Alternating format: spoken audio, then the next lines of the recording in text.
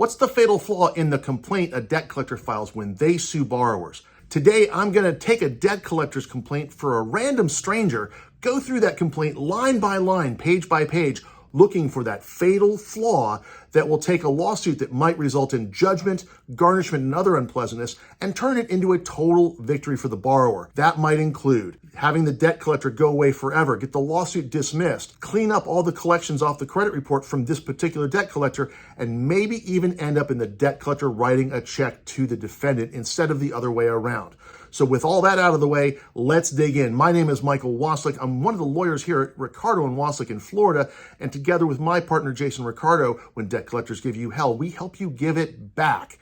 And we've helped hundreds of people who have been sued by debt collectors just like this. And today, you're going to get a peek inside my process and see what we do when we're analyzing one of these debt collection complaints.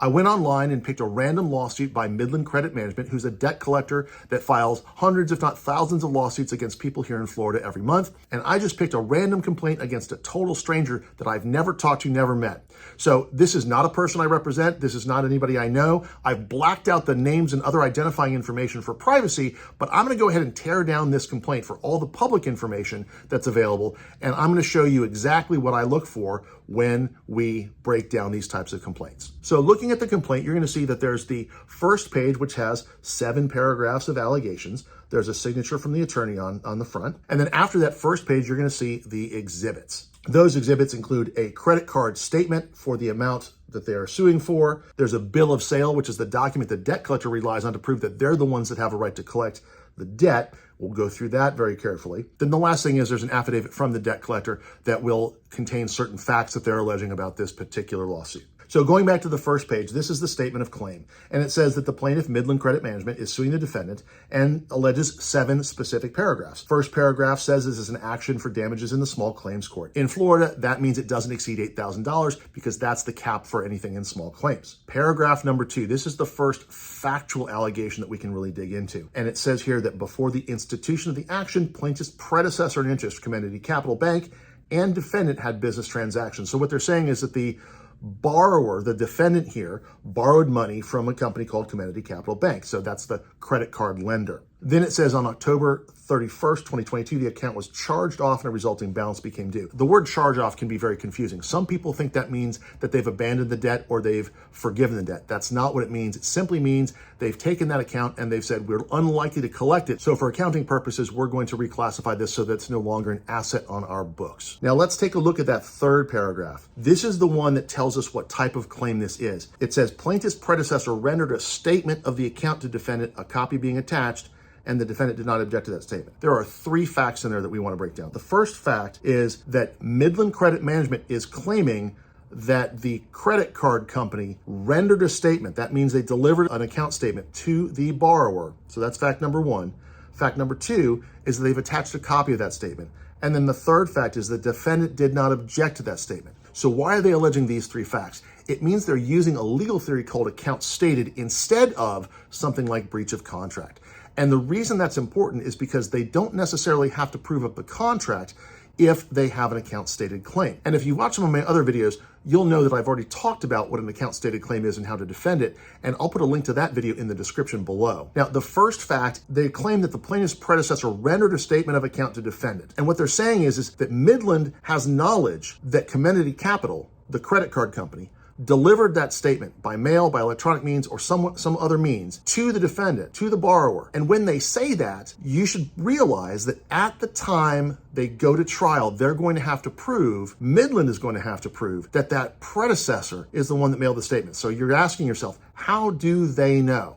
And that's a great question. And depending on the facts of the case, we might be able to use that as one of the fatal flaws that we're looking for. Here's the second fact, a copy being attached. So they're saying that the copy of the statement that's attached that we're going to look at in just a minute is the one that was sent to the defendant. And that's the statement that's got the amount due and owing that Midland is seeking to recover from this borrower. And then the third fact is that the defendant didn't object to the statement. Now, that's a very important fact, and it requires Midland to be able to prove 2 things. First of all, it has to prove that the borrower never disputed it with the credit card company before Midland acquired the account. And it also requires them to prove that the borrower never disputed it directly with Midland. Now, if you watch my other videos about accounts stated, you'll know that if Midland fails to prove one of those three facts, any of those three facts, they lose their claim and the borrower wins. And so if the borrower can prove that the account never got mailed to or sent to the defendant, or that the defendant never received it, or if the borrower proves that they did dispute it either with the original credit card company or with the debt collector before the lawsuit was filed, then this statement is false. And I want you to remember, if the statement is false, that's a possible fatal flaw that we can use. I'm going to talk about exactly how good that can be. And by the end of the video,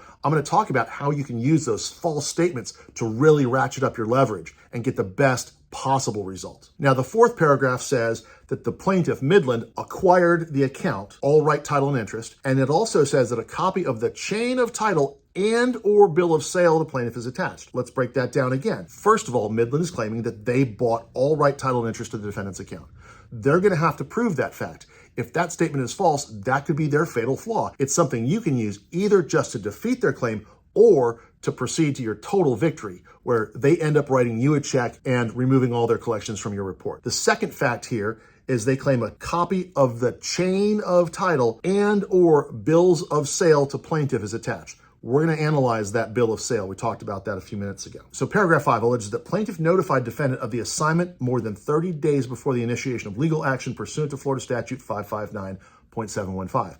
They've alleged that, and if you deny that in your response, that means that's something they have to prove. The way they would prove that is they would bring in a letter that's addressed to the borrower that says, "Dear borrower, Midland has acquired your account as effective this date," and then they're going to have to prove they mailed that in some way. There is a case on point in Florida that says if they don't prove that, they're not entitled to recover in this particular claim. So again, if that's something that is false or disproven, that's another thing that you can use as a fatal flaw in their complaint. Now, the sixth paragraph says plaintiff has met all conditions precedent to the initiation of the lawsuit, or those conditions have been waived. Now, what that refers to is anything in the contract that requires them to give notice, they're claiming broadly that they have accomplished all those. So if there's a part of the contract between Comenity, the original credit card company, and the borrower in this case, that says, for example, somebody has to give notice before suing, etc., then they have alleged that. And if you deny it and say, no, they were supposed to give me this particular notice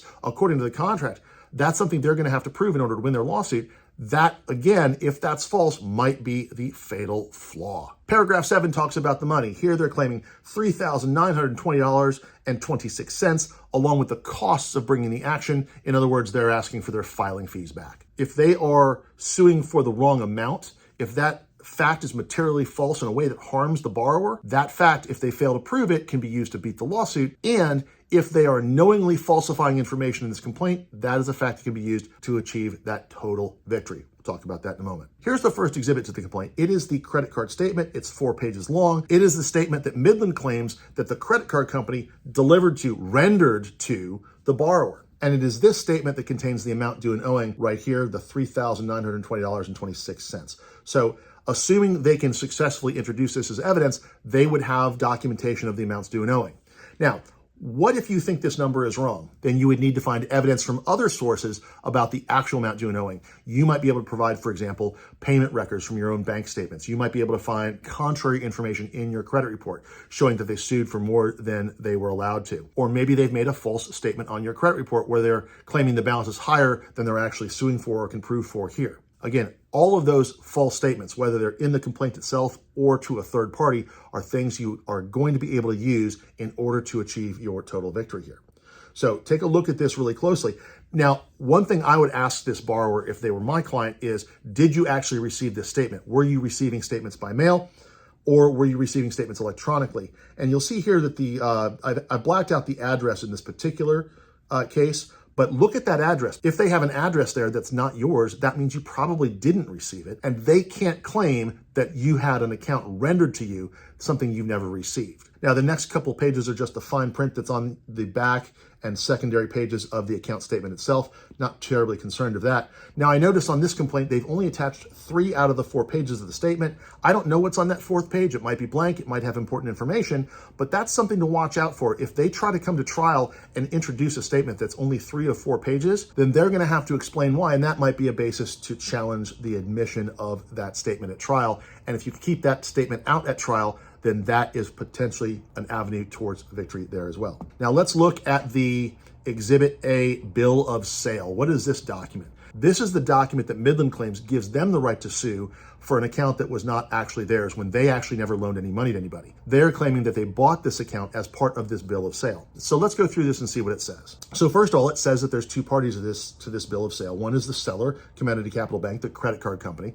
And then the second one is the purchaser, who is Midland Credit Management. And they're the ones that are claiming to have purchased the credit card accounts that are the subject of this credit card account purchase agreement.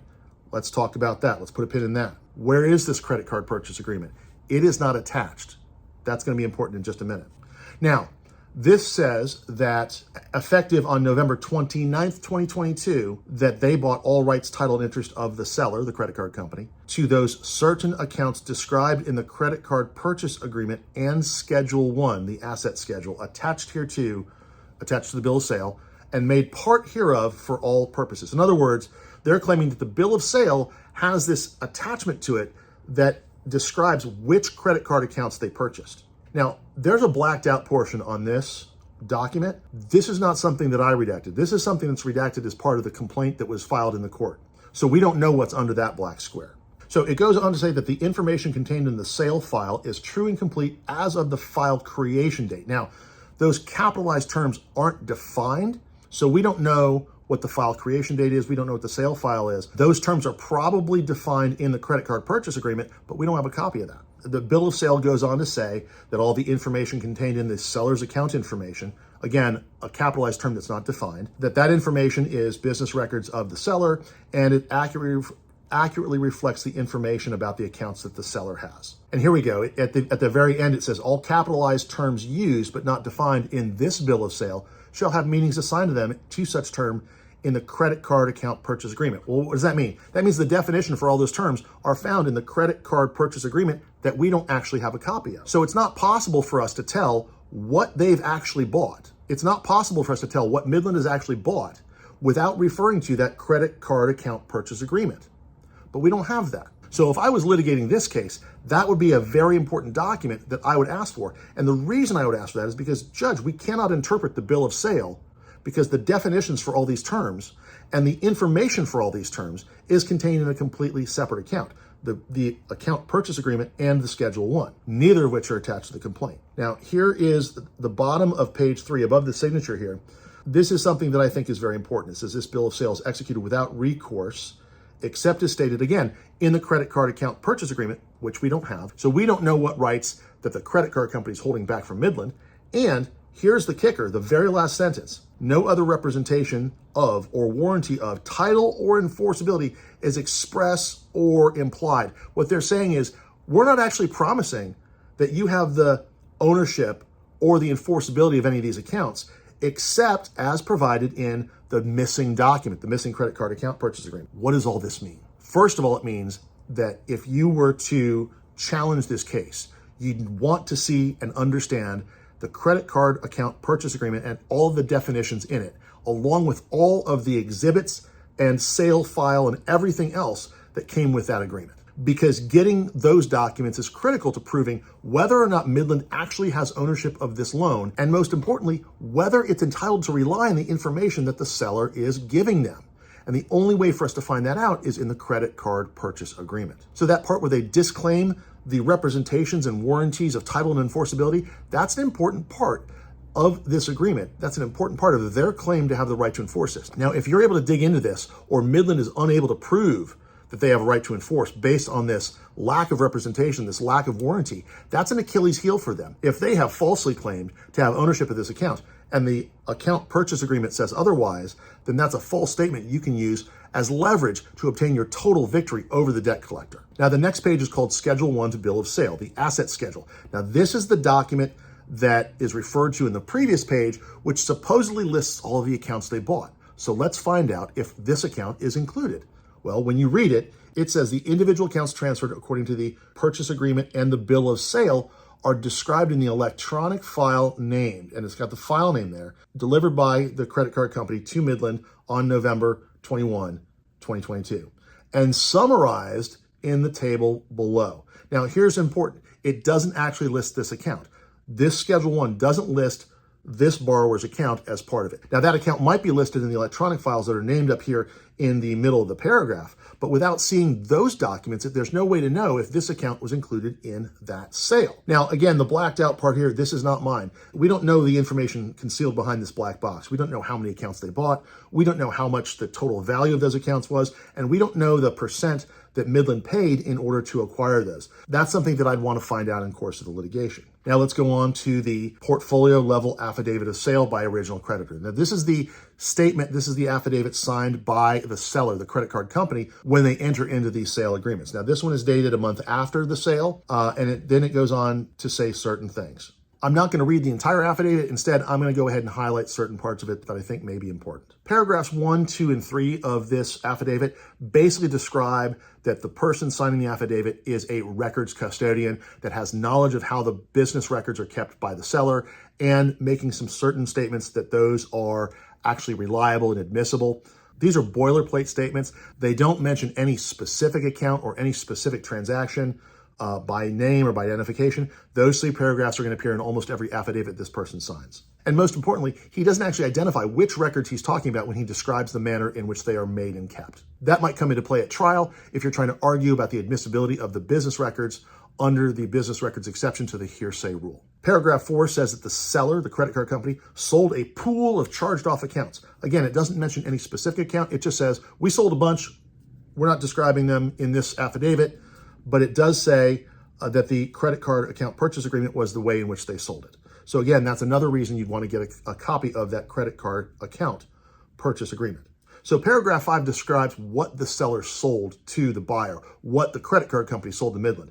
It says they sold, etc., good and marketable title to the accounts. So it says good and marketable title to the accounts is capitalized. What does that mean? It means that that's a pool of charged off accounts sold on November 29th, 2022, as described in the previous paragraph. So paragraph 5 is saying that we sold to Midland good and marketable title to the accounts. And then he says, I am not aware of any errors in the accounts. That's not the same thing as saying that they're correct. It's just saying, if there's something wrong, I haven't bothered to check. Paragraph 6 talks about specific records that were transferred to Midland as part of the sale, and it's defining that transferred records as being the records that were given in conjunction with the accounts. And then it goes on to say that those have been made and kept in a particular way. Again, this is boilerplate language designed to support their admissibility as business records under the exception of the hearsay rule. And then the final paragraph is simply saying that under penalty of perjury, he claims that the foregoing is true and correct.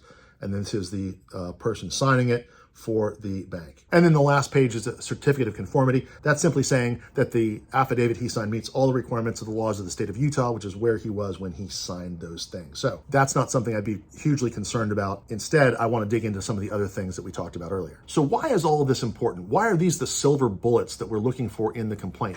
Well, because the complaint tells us the facts they're alleging, the facts that they're claiming that they're going to have to prove in court. And if you catch them lying about any of these things, it means they won't be able to prove that. And that means they won't be able to get a judgment. They won't be able to garnish your wages. They won't be able to seize bank accounts or seize property or do any of that other unpleasant stuff. And it means that you've won the debt collection lawsuit if you can prove that they're falsifying something. But it's even better than that, because if a debt collector is lying in a statement they make in court in order to sue somebody for debt collection, that's a violation of federal law. It's something you can countersue them for. So instead of merely answering, instead of merely sitting back and saying, prove your case, instead of merely defending, you can go on the offense. You can get to a point where you're demanding that they pay you money because they're the ones that broke the law.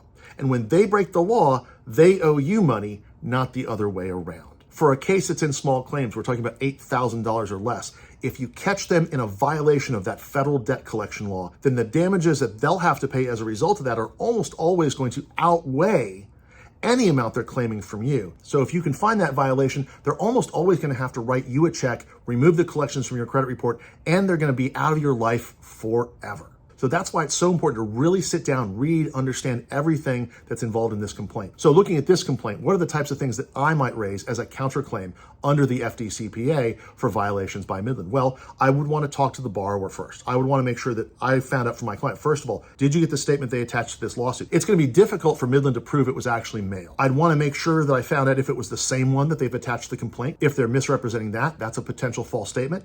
And then I'd also want to look and see, did the defendant object to the statement? Now, what does that mean? What does it mean to object to the statement? Well, if you've sent a dispute letter either to the credit card company or to the debt collector, and you have a copy of that letter and can prove that you mailed it, then this statement is false and they probably know it. And that is absolutely going to be a violation on their part. That's exactly the type of thing we would sue a debt collector for lying about in a court action. What are some of the other things we might attack? Well, if they can't prove that they actually acquired that specific loan because they can't produce the electronic documents that show this loan's included, they can't produce the bill of sale, they can't produce the credit card purchase agreement that defines their rights, if they can't prove that they have a reason to rely on the documents they've gotten, because remember where they said the representation and warranties were disclaimed, and during the course of the lawsuit, you get information that shows they were lying about those things. Again, that's another reason you'd sue this debt collector for making a false statement.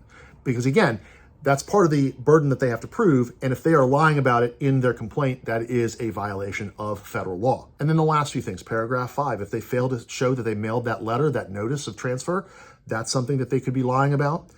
Paragraph 6, they've met all conditions precedent. If you can show that there's a contractual obligation that they were supposed to meet that they didn't meet, then that might be a false statement that you could sue them for. Paragraph 7, where it talks about the balance that they're trying to recoup. That's where most people have a problem. They find that the debt collector is claiming more than they think they owe. And if you can prove that that amount is overstated either in the complaint or in the credit reports, then that's a federal violation that you can sue them for. Now, a lot of this turnaround strategy depends on finding that debt collection violation that you can sue them for and turn the tables in your favor. Go on the offense instead of being on the defense. And if you want to learn more about that, I want you to watch the video I'm putting on screen right now. It'll walk you through some of the things that you're going to want to think about when you're trying to turn the tables on your debt collector and make them pay you instead of the other way around. So thanks for watching. I'll see you on the next one.